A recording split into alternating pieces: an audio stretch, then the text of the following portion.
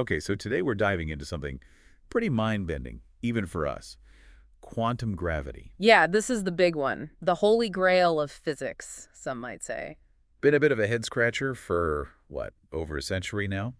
Einstein's general relativity working perfectly on the large scale, planets and galaxies. Right. And then we have quantum mechanics, equally successful, but describing the very small, the subatomic world. But trying to put them together, to have a single theory that explains gravity in the quantum realm.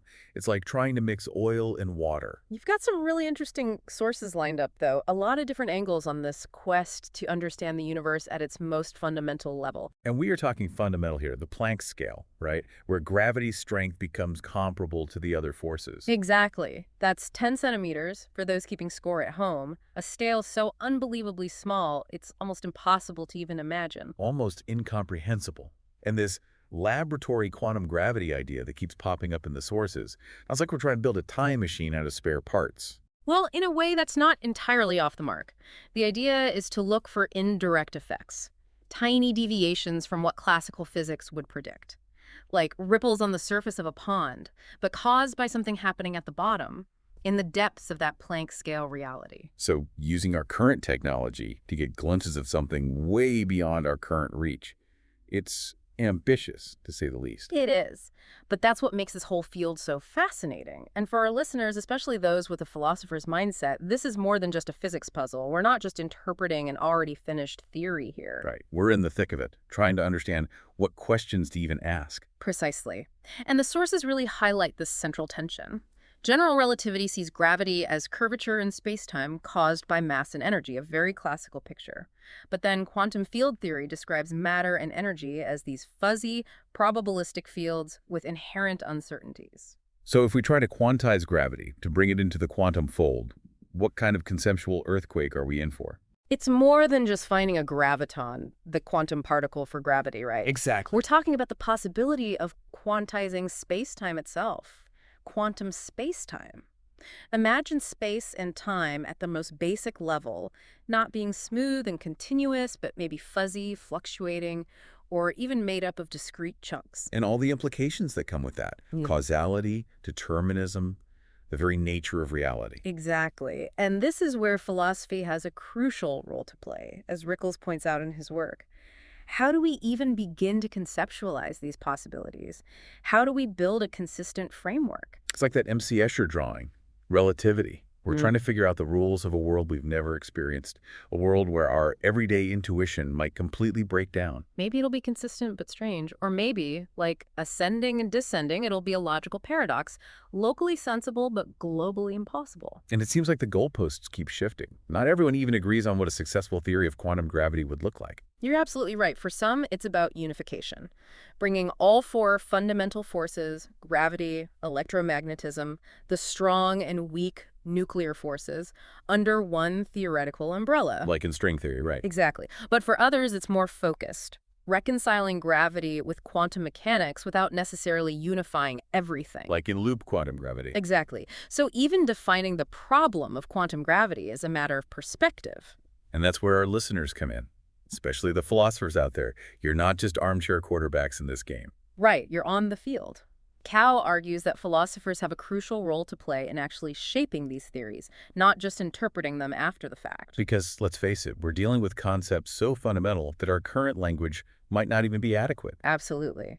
And Ravelli echoes that sentiment. He urges philosophers to take risks, to really grapple with these ideas. He even says to look ahead. So that's our mission today, to dive headfirst into the philosophical landscape of quantum gravity, to explore the conceptual hurdles, the methodological challenges, and what all this means for our understanding of reality. And how could we forget our philosopher listeners? We're going to try to explain this whole mind-boggling mess in a way that even they can wrap their heads around. No small feat, I assure you. Well, let's start by unpacking this fundamental mismatch between gravity and the quantum world. How do we even begin to reconcile a theory where gravity is the curvature of space-time with one where everything is about probability and uncertainty? It's a fundamental incompatibility, and it all starts with the foundational principles of general relativity and quantum field theory. Well, like you said, general relativity describes gravity through Einstein's equations. Which basically say that mass and energy warp space-time. And that warping is what we experience as gravity. Precisely. And it's a beautiful, elegant theory. Everything nice and deterministic. Physical quantities have precise values. Space-time is smooth and continuous. The universe is like a well-oiled machine. But then quantum mechanics comes along and throws a wrench into the works. The quantum world is all about fuzziness, probabilities, and uncertainty. Exactly. And it's not just about uncertainty in measurement, like some inherent limitation in our instruments. It's baked into the very fabric of reality, according to quantum theory. Right, Heisenberg's uncertainty principle. You can't know both the position and momentum of a particle with perfect accuracy. And that's just the tip of the iceberg. Quantum fields fluctuate, particles pop in and out of existence, and the whole thing is governed by probabilities rather than certainties. So you've got this smooth, deterministic space-time in general relativity, and this fuzzy, probabilistic quantum world. How do you even begin to reconcile those? And here's the kicker. The sources really hammer this home. The sources of gravity, the things that warp spacetime, are themselves quantum in nature. So if mass and energy are fundamentally uncertain and fluctuating, Yeah. what does that mean for the space-time they're supposed to be warping? You're getting to the heart of the problem. Some physicists describe it as spacetime foam. At the Planck scale, spacetime itself might be wildly fluctuating, bubbling with quantum uncertainty. And trying to apply the usual quantum field theory techniques that work so well for electromagnetism to gravity? It just doesn't work. Leads to all sorts of mathematical inconsistencies and infinities. It's more than just mathematical complexity, though. It's a conceptual roadblock. Gravity, according to the equivalence principle, isn't really a force acting within spacetime. It's a manifestation of spacetime's curvature. So if we're quantizing gravity, we're quantizing the very fabric of space and time. Which leads to some pretty bizarre implications. Right, like in the canonical approach to quantization, where you treat geometric quantities like the metric as your fundamental variables, if those are subject to quantum fluctuations, then the very geometry of space, the distances between points, the angles between lines, all become uncertain. But standard quantum field theory relies on a fixed background spacetime. It's like trying to describe waves on the ocean while the ocean floor itself is constantly shifting and changing shape. Precisely. Not only is it difficult to formulate a consistent mathematical description of this, but conceptually it's incredibly challenging. If the metric is fluctuating, then things like causality, the order of events, become fuzzy. How do you even define time evolution in a universe where time itself might not be well defined? This is where a philosopher's perspective becomes essential.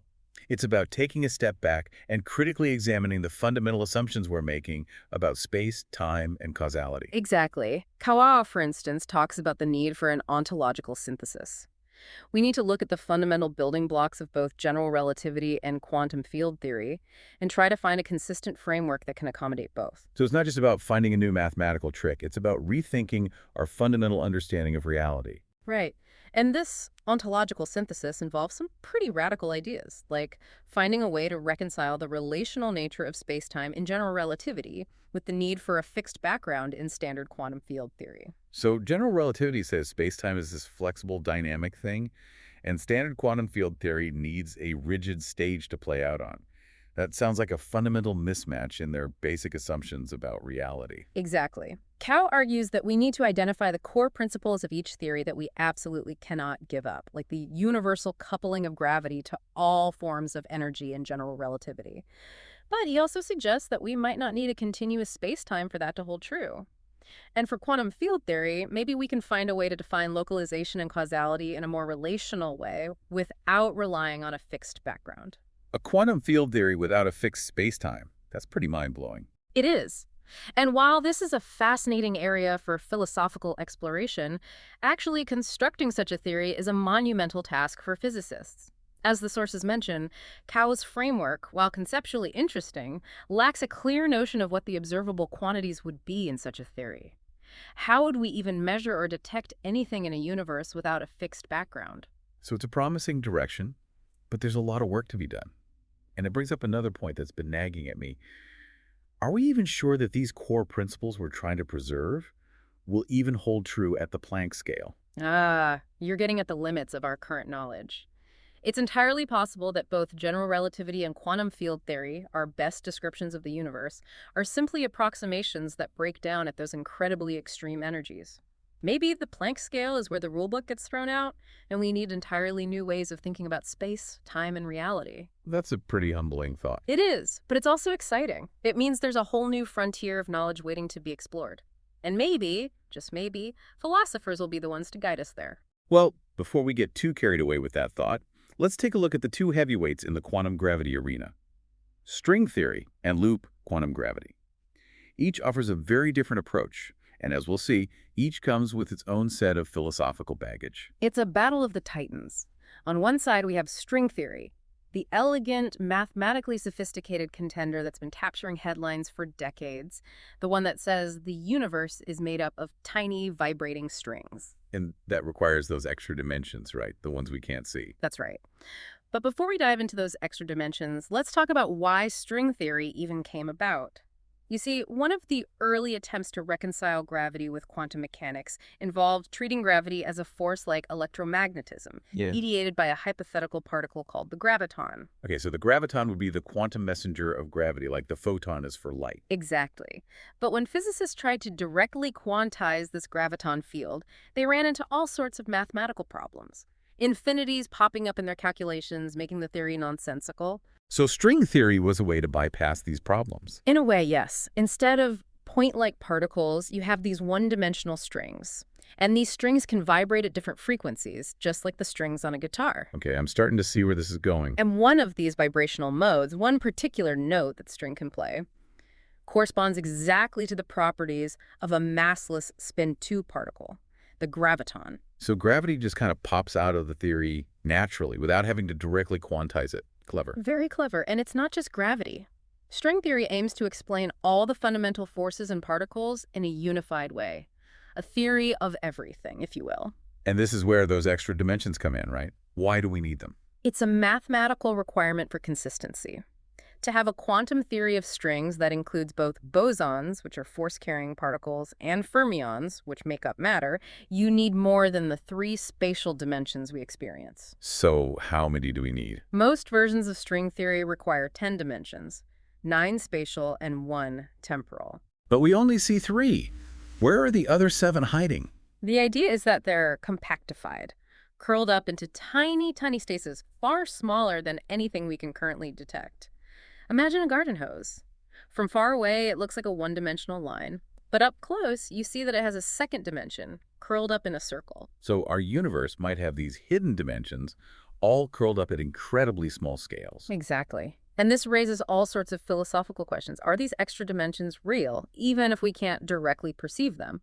What does it even mean for a dimension to be curled up? And if string theory is correct, does it mean our perception of reality is fundamentally incomplete? Pretty heady stuff. But string theory has its share of problems too, right? I've heard of this landscape problem, which sounds pretty daunting. It is a major challenge. You see, string theory, with all its elegance and mathematical beauty, seems to have an enormous number of possible solutions, each corresponding to a different possible universe with its own unique set of laws and constants. How many are we talking? Estimates vary, but some suggest it could be as high as or even more. That's a 1 with 500 zeros after it. So instead of one elegant theory of everything, we have a vast landscape of possible universes. How do we even begin to make sense of that? And more importantly, how do we test it? How do we know which of these possible universes is the one we live in? That's the crux of the landscape problem. It's a bit of a philosophical quagmire. Some have turned to the anthropic principle, the idea that the universe must have the properties it does because otherwise we wouldn't be here to observe it. So we're just lucky to be in a universe that allows for life. That doesn't seem very satisfying from a scientific perspective. It's a contentious issue, and it highlights a deeper question. What role does observation play in defining reality? If there are all these possible universes, are they all equally real? These are the kinds of questions that philosophers are uniquely equipped to tackle. Well, on that note, let's turn our attention to the other contender in the quantum gravity ring, loop quantum gravity. A very different beast altogether, right? Yeah. Absolutely. Loop quantum gravity takes a more direct approach. Instead of introducing new fundamental entities like strings, it tries to directly quantize the geometry of space-time itself. No extra dimensions, no fancy new particles, just pure space-time.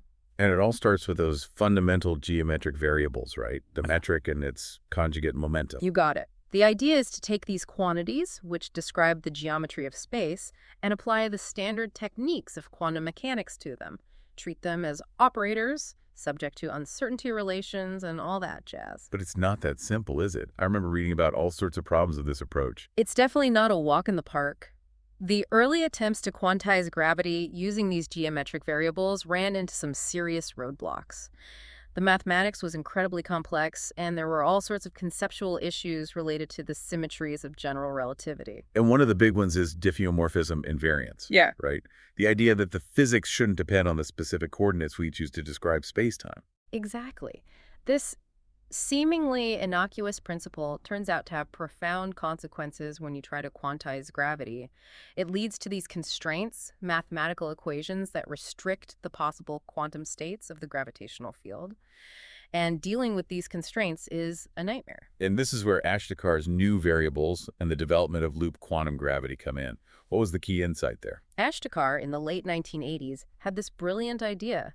Instead of using the metric itself as the fundamental variable, he introduced a new set of variables based on a connection, which is a mathematical object that describes how vectors change as you move them around in spacetime. So instead of focusing on the distances between points, we're focusing on how things change as you move through space. Exactly. And the amazing thing is that when you rewrite general relativity in terms of these Ashtekar variables, the constraint equations become much simpler.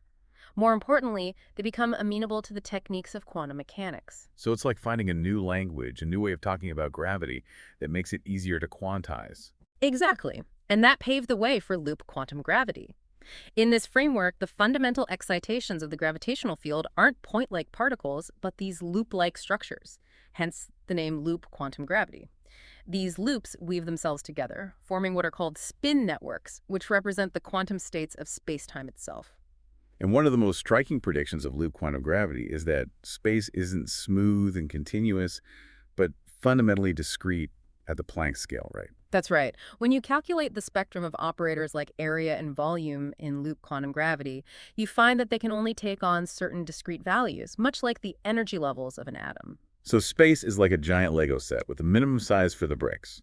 A very apt analogy. It's a radical departure from our classical intuitions about space, and it has profound implications for how we think about the very nature of reality. If space is fundamentally discrete, does it mean that time is too? What are the implications for causality and the arrow of time? And speaking of time, how does loop quantum gravity deal with that infamous problem of time we talked about earlier? It's a thorny issue, and loop quantum gravity doesn't offer an easy solution. The problem, as you recall, arises from the fact that time, in general relativity, isn't absolute. It's relative, and it's intertwined with the dynamics of the gravitational field. So when you try to quantize gravity, you run into this weird situation where the quantum state of the universe seems to be static, unchanging, which is a bit of a problem if you're trying to describe a dynamic, evolving universe. Right, and there are different interpretations of what this means. Some, like Julian Barber, argue that time is actually an illusion. What we perceive as the flow of time is simply a consequence of the relationships between different configurations of the universe, like a series of snapshots rather than a continuous movie. An illusion. That's a pretty bold claim. It is, but it highlights the deep conceptual challenges that arise when you try to reconcile gravity with quantum mechanics. The very nature of time, something we take for granted in our everyday experience, becomes a topic of debate. So we have these two leading contenders: string theory, with its extra dimensions and multiverse landscape, and loop quantum gravity, with its discrete space-time and the problem of time. It's a clash of titans, each with its strengths and weaknesses. But there are other, less mainstream approaches out there too, right? Absolutely. The landscape of quantum gravity research is incredibly diverse. There's semi-classical gravity, where you quantize matter but leave gravity classical. There's requistor theory, which uses complex geometric objects called twistors to describe space-time and fields. And causal set theory, right? Yeah. Where space-time is basically a bunch of dots connected by causal relationships. Exactly. And each of these approaches has its own unique set of philosophical implications. Causal set theory, for example, has interesting connections to philosophical ideas about the nature of time and the concept of objective becoming, the idea that time is fundamentally about the creation of new events, new moments in existence. So even if none of these approaches turns out to be the correct one, they all push us to think about the universe in new and profound ways. And that's the beauty of quantum gravity research. It's not just about finding the right equations. It's about expanding the very horizons of human thought. But there's a major elephant in the room here. All of these theories, all of these ideas, they're all incredibly difficult to test. The Planck scale, where quantum gravity effects are expected to be significant, is so far beyond our current experimental reach that it's almost comical. It's a unique challenge for physics. As Nambu famously said, it's almost postmodern physics. We're trying to understand the most fundamental laws of the universe, but we lack the traditional empirical data to guide us. So how do we even know if we're on the right track? How do we evaluate these theories if we can't test them directly? It's a question that has sparked a lot of debate among physicists and philosophers of science. In the absence of direct experimental evidence, we have to rely on other criteria. Mathematical consistency, theoretical coherence, the ability to reproduce known physics in the appropriate limits, these all become incredibly important. So it's like we're detectives trying to solve a crime without any physical evidence. We have to rely on circumstantial evidence, logical deduction, and a bit of intuition. And even then, there's no guarantee we'll get it right. But that's the nature of scientific exploration. We're venturing into the unknown, and sometimes we have to rely on our best judgment and the tools at hand. But that doesn't make the journey any less exciting. In fact, it makes it all the more thrilling. Well, speaking of thrilling, let's dive into some of the deep philosophical issues that quantum gravity throws up. We've already talked about the problem of time, but that's just the tip of the iceberg, right? Oh, there's plenty more to unpack. The nature of space and time, the ontology of quantum space-time, the role of the observer, the meaning of reality itself. These are all up for grabs when you start talking about quantum gravity. Let's start with time. We've talked about the problem of time in loop quantum gravity, but it's a broader issue, isn't it? Even in other approaches to quantum gravity, the very nature of time is called into question. Absolutely. Time, as we experience it, might not be a fundamental aspect of reality at the Planck scale. It might emerge from something deeper, something we don't yet fully understand. And this has profound implications for our understanding of causality, change, and the very flow of existence. And what about presentism? The idea that only the present moment exists. Does quantum gravity have anything to say about that? Monton has explored this idea in the context of canonical quantum gravity, suggesting that a particular formulation of the theory might offer support for presentism. But it's a highly debated topic, and it highlights the close connection between the mathematical formalism we choose to describe quantum gravity and the philosophical implications that follow from it. So our very understanding of what exists, what's real, is tied to the mathematical language we use to describe the universe. Exactly. And then there's the whole issue of diffeomorphism invariance. The seemingly technical principle that the physics shouldn't depend on our choice of coordinates has deep philosophical consequences. Because it raises questions about what is truly real in a universe where different mathematical descriptions, different coordinate systems, can all lead to the same physical observations. Right. It challenges our traditional notions of substantivalism, the idea that space-time is a thing in itself, and relationalism, the idea that space-time is just a set of relations between things. So not only are we trying to understand the physics of quantum gravity, but we're also grappling with the very nature of reality itself. It's a package deal. And let's not forget the implications of discrete space-time in loop quantum gravity.